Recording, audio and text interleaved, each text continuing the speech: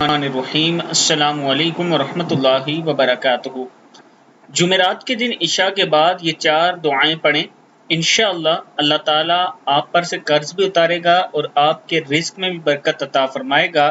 دعائیں ہیں: بسم اللہ الرحمن الرحیم، لا الہ الا انت سبحانک انی کنت من الظالمین، سبحان اللہ وبحمدہ، سبحان اللہ العظیم، سبحان اللہ والحمد للہ ولا الہ الا اللہ واللہ اکبر ولا حول ولا قوۃ الا باللہ العلی العظیم، استغفر اللہ الذی لا الہ الا هو الحی القیوم غفار الذنوب وستار العیوب واتوب الیہ۔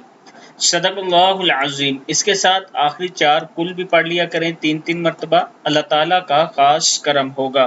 ویڈیو کو آپ دوستوں نے آگے ضرور شیئر کرنا ہے۔